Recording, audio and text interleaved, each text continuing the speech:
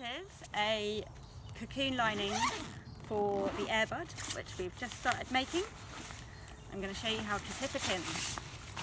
I've never done this before, so I'm learning on the job, but I've got a pretty good idea of how it works. So, we should have the door somewhere, and then two windows that line up with the two windows of the tent. So, best not to get them confused. And somewhere is going to be the top as well. So that bit is going to tie into the top of our tent. Rookie error. This bit, top of lining, is supposed to be tied into this bit at the top of the tent. Obviously we couldn't reach because we're too short, so we've just let a bit of air out, and now we can tie it in here. A nice bow so it's easy to undo.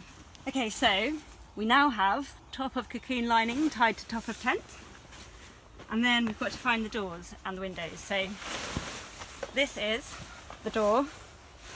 See, it's got the zips nice and high to match the door, and then around here is a window to match the window.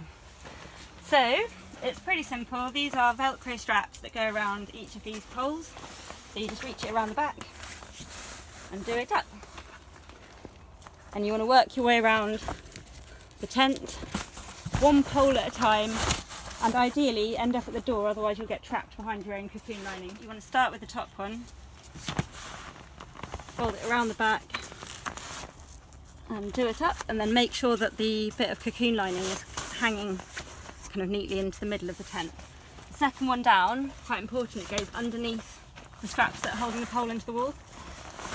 So it's pulling your lining down and pulling it taut at the same time as you straighten it up. And the third one down again goes underneath the Velcro strap. Hold the pole. Oops. And the bottom one goes above the Velcro strap, so in reverse.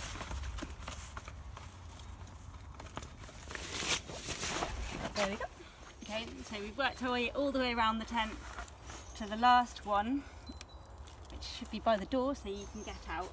And the very last one at the bottom here, you go around the back of the pole, above the Velcro strap, but then kind of tuck it underneath the inflation nozzle, then it holds it in place at either side of your door. So a little tug to neaten it up, and then we can go and look inside. Oh,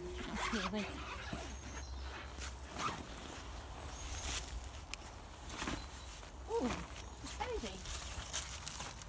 You lose a bit of the head height from up here, so that's the downside, but it's very cosy. You can still fit a queen size bed, and you've got these windows that line up with your outside windows, so in the morning if you want ventilation you can still get to the outside.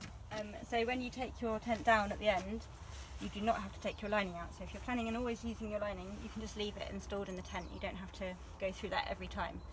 Obviously though, it makes it even more important to make sure your tent is completely dry when you pack it away.